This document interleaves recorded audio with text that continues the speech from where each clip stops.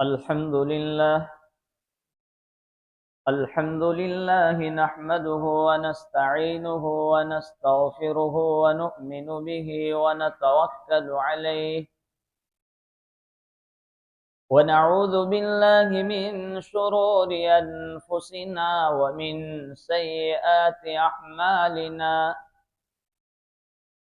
من يهده الله فلا مضل له ومن يضلله فلا هادي له ونشهد أن لا إله إلا الله وحده لا شريك له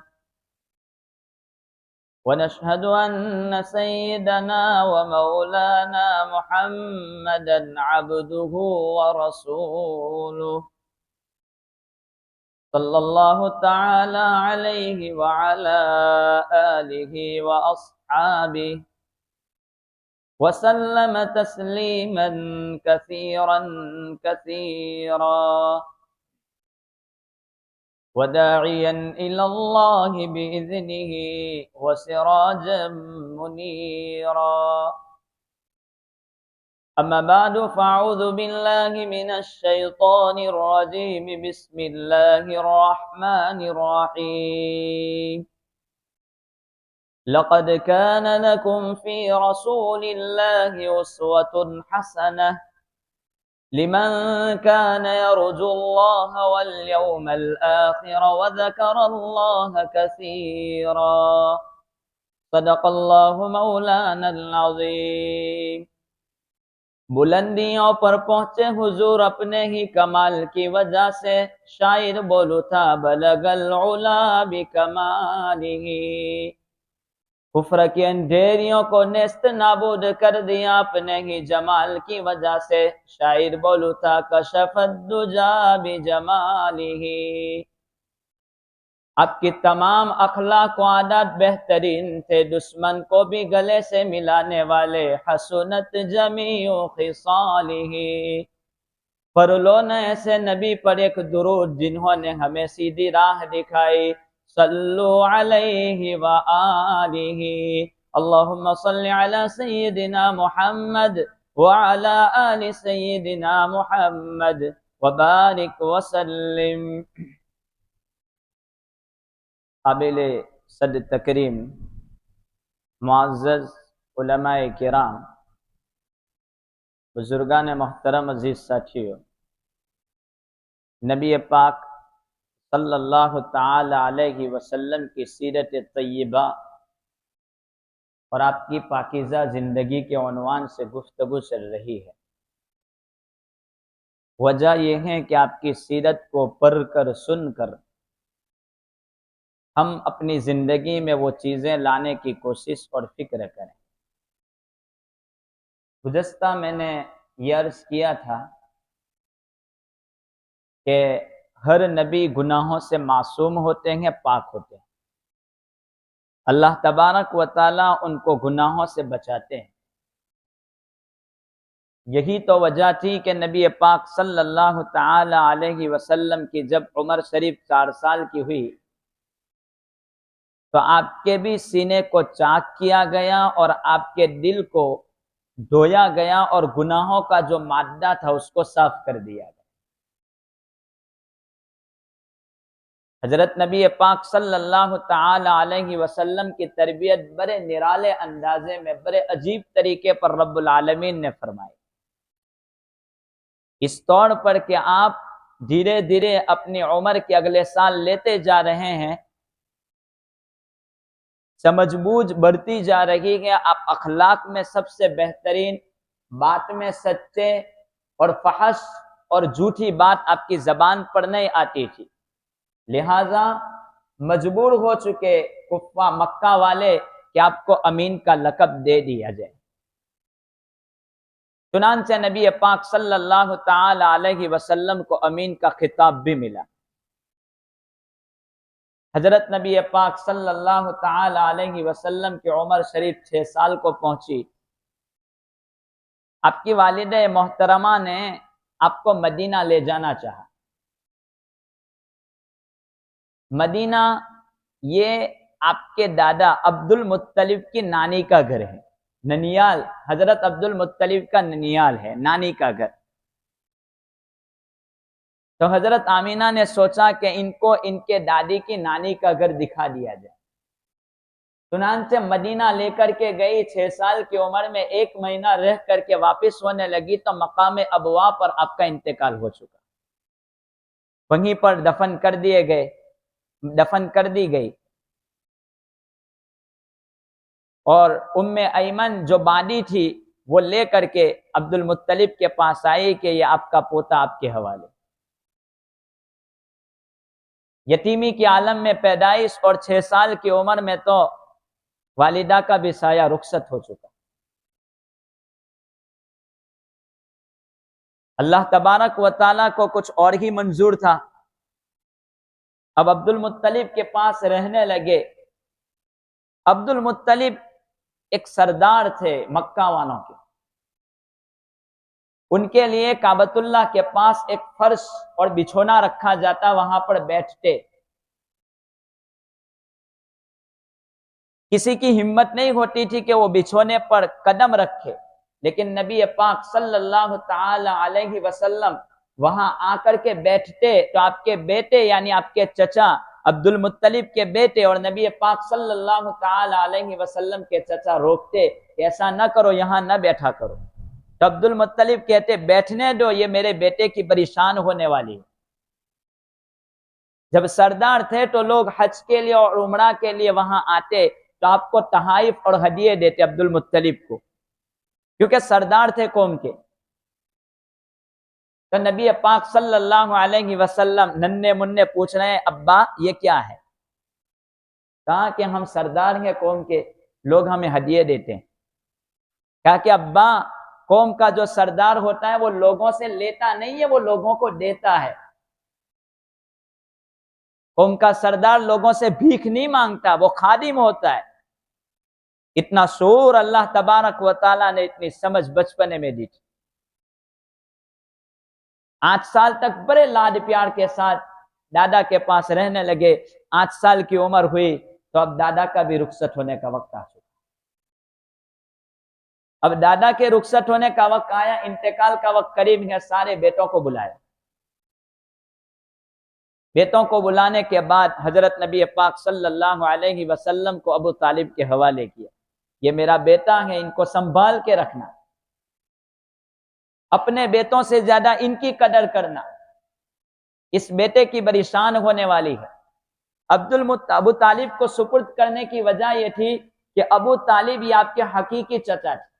حضرت نبی پاک صلی اللہ علیہ وسلم کے والد محترم اور ابو طالب یہ دونوں کی ماں ایک تھی، دوسرے چچا آپ کے تھے لیکن ان کی والدہ الگ تھی۔ عبد المطلب کے دوسرے بھی بیٹے تھے، چنانچہ ابو طالب اب ان کو اپنے پاس رکھنے لگے، بڑا احترام کرتے تھے۔ ایک مرتبہ مکہ میں قحط پڑا، دکار آیا، تو لوگوں نے ابو طالب سے کہا دعا کرو کہ اللہ بارش برسا دے۔ ابو طالب نے کہا چلو کعبۃ اللہ کے پاس جاتے ہیں، دعا کرتے ہیں، اللہ سے مانگتے ہیں۔ حضرت نبی پاک صلی اللہ علیہ وسلم کو لے کر کے گئے اور آپ کی پیٹھ کو کعبۃ اللہ کی دیوار سے چمٹا دیا۔ حضرت نبی پاک صلی اللہ علیہ وسلم کی پیٹھ کو کعبۃ اللہ سے چمٹا دیا اور دعا کرنے لگے، اشارے کیے آسمان کی طرف۔ بادلوں کا بالکل نام و نشان نہیں تھا، اچانک بادل آنے لگے، اتنا پانی برسا کہ ندی نالے بھر چکے۔ ابو طالب متوجہ ہوئے لوگوں کی طرف اور کہنے لگے یہ بچے کا نورانی چہرہ اللہ تبارک و تعالیٰ نے ان کی برکت سے بارش برسا دی۔ جب نبی پاک صلی اللہ علیہ وسلم 12 سال کی عمر کو پہنچے تو قریش کا قافلہ شام جا رہا تھا تجارت کے لیے۔ ابو طالب نے سوچا چلو میں بھی تجارت کے لیے شام جانا چاہتا ہوں، لیکن محمد کو ساتھ میں لے جانا بہتر نہیں ہے، اس لیے کہ سفر کی تکلیفیں ہوتی ہیں، حالات کیسے بھی پیش آ سکتے ہیں۔ تو کہا کہ میں ان کو رہنے دیتا ہوں، تو نبی پاک صلی اللہ علیہ وسلم کا چہرہ مرجھا گیا، آنکھوں سے آنسو آ گئے۔ ابو طالب نے کہا ٹھیک ہے میں ساتھ میں لے جاتا ہوں۔ ساتھ میں لے کر کے روانہ ہوئے۔ آپ کو جانا تھا شام، لیکن بیچ میں راستے میں آپ کو بصرہ کے علاقے سے گزر کر کے جانا تھا. تو جب اس علاقے کے قریب پہنچے تو وہاں ایک گرجا تھی. تو وہاں کا جو پادری، اگلی کتابوں کا علم رکھنے والا مولوی، اس نے دور سے قافلہ دیکھا. تو دور سے قافلہ دیکھ کر کے وہ کہنے لگا، وہ باہر بڑی غور سے توجہ سے قافلے کو دیکھنے لگا. لوگ وہاں پہنچے قریش، تو قریش کہنے لگے آج تک تو تیری تنہائی سے باہر نہیں آیا، آج کیا وجہ تھی کہ تو باہر آیا اور ہمیں دیکھ رہا ہے؟ کہا کہ یہ اللہ کے نبی ہے، نبی آخر الزمان، ان کا کنڈا دیکھو مہر نبوت ہے. اور میں دیکھ رہا ہوں کہ ہر درخت اور ہر پتھر جب وہ آپ آ رہے تھے تو ان کو سلام کرتا تھا، اور آسمان ان پر ابھی بھی سایہ کیے ہوئے ہیں. چنانچہ میں آج آپ کی سب کی دعوت کر دیتا ہوں. سب کے لیے کھانا بنایا گیا. کھانے کا وقت ہوا تو اس نے کہا چلو سب کھانے کے لیے آ جاؤ. کھانے کے لیے سب بیٹھے، نبی پاک صلی اللہ علیہ وسلم موجود نہیں. تو اس نے کہا وہ کہاں ہے؟ کہا کہ وہ تو اونٹ چرانے کے لیے پیچھے چلے گئے. ایک آدمی کو بھیجا، جاؤ ان کو بلا کر کے لاؤ. بلا کر کے لائے تو سارے لوگ درخت کے سائے میں بیٹھے ہوئے ہیں. اب کوئی سائے کی جگہ باقی نہیں تھی کہ بیٹھیں. نبی پاک صلی اللہ علیہ وسلم دھوپ میں بیٹھ گئے. تو درخت کا جو سایہ ایک طرف جھک رہا تھا، حضور بیٹھے کہ درخت نے اپنا سایہ اس طرف جھکا دیا اور حضور کے اوپر پورا سایہ آ گیا. تو وہ پادری کہنے لگا یہ نبی آخر الزمان. پھر کھانے سے جب فارغ ہوئے تو اس نے کہا اس کے ذمہ دار کون ہے؟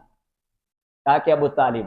ابو طالب کو بلایا. ابو طالب سے کہنے لگا وہ پادری کہ ان کو جلدی سے واپس کرو، رومی لوگ ان کو ستائیں گے، ان کو تکلیف پہنچائیں گے.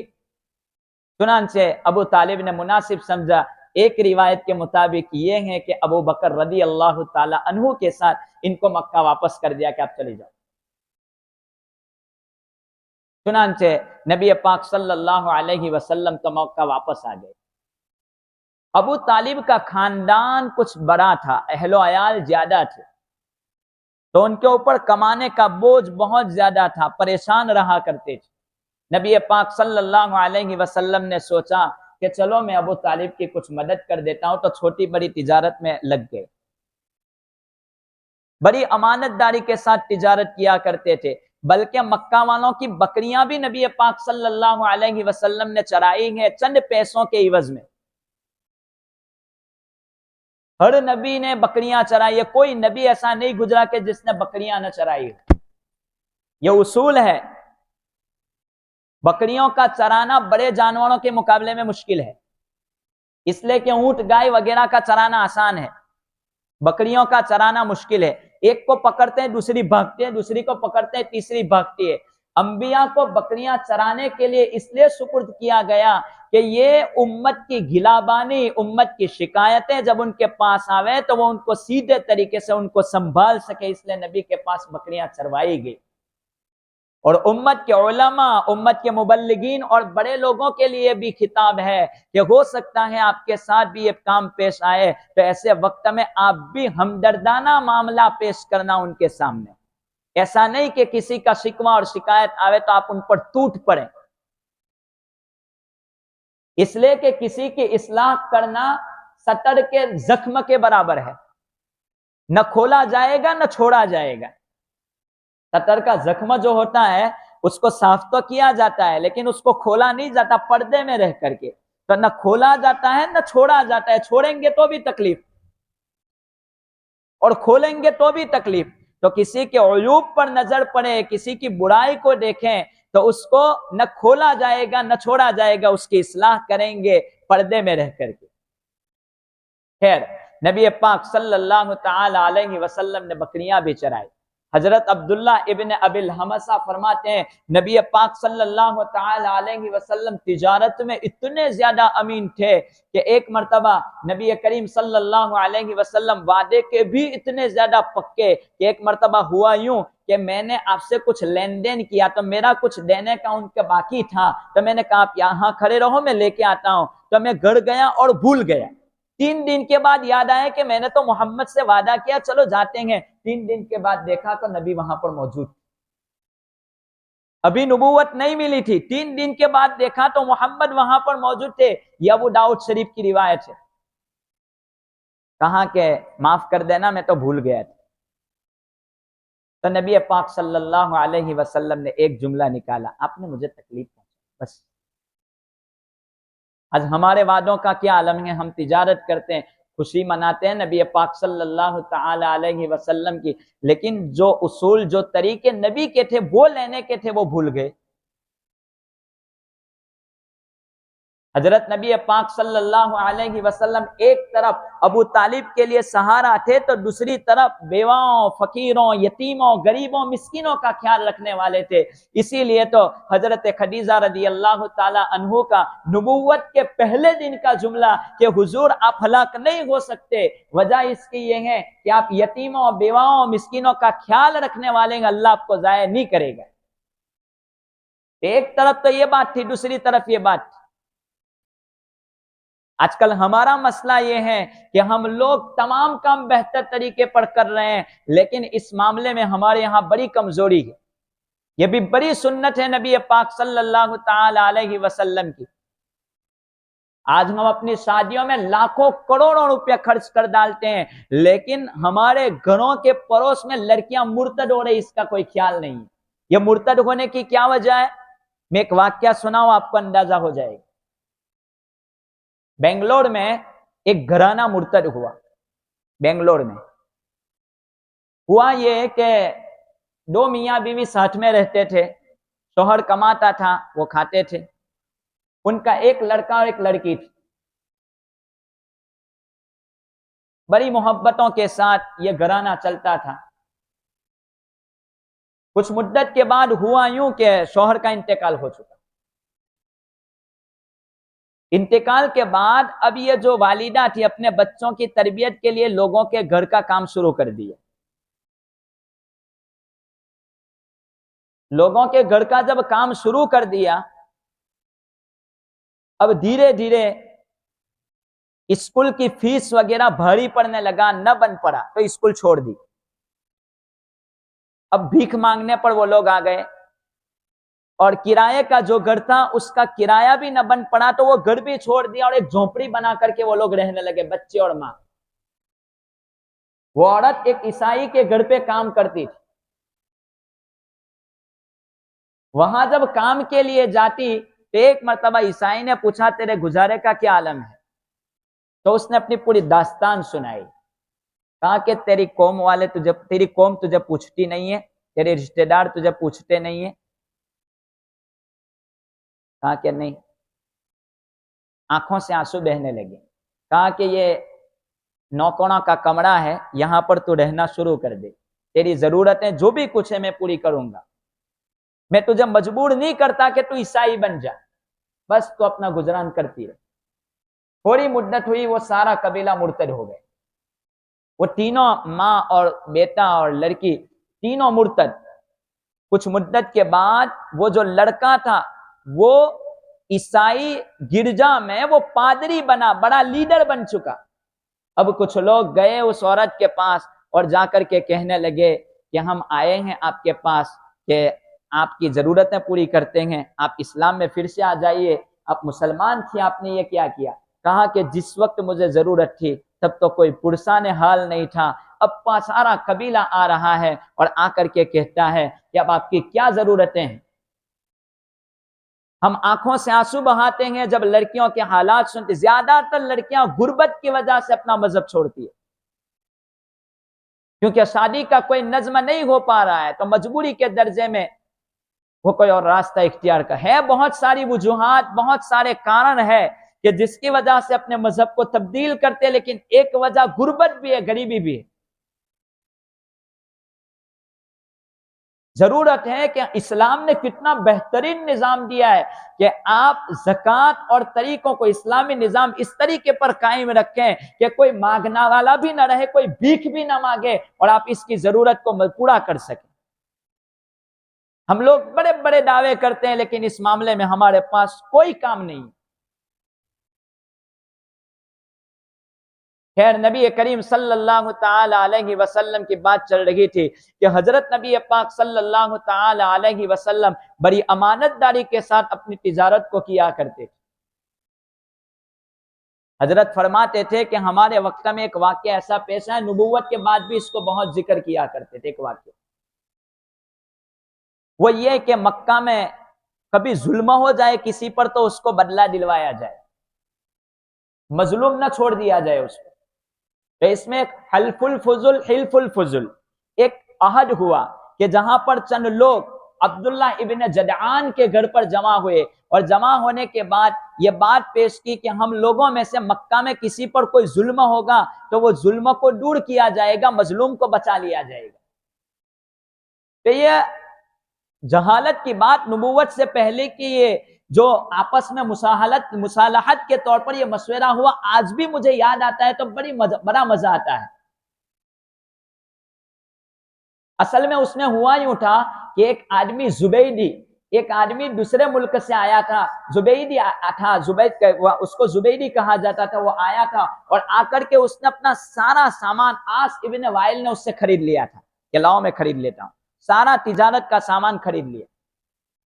خریدنے کے بعد اس نے پیسے نہیں دیے کہ میں دیتا ہوں ابھی تجھے، پھر کہا کہ کوئی پیسے ویسے تجھے ملیں گے نہیں، وہ تو چلا گیا اور پہاڑ پر چڑھ کر کے وہ زبیدی پکارنے لگا، ہے کوئی مجھ مظلوم کی فریاد کو سننے والا، ظلم ہو رہا ہے۔ تو ایسے وقت میں لوگوں نے جا کر کے عاص بن وائل سے کہا تھا کہ تو اس کے پیسے دے دے، ایسا ظلم کیوں کرتا ہے؟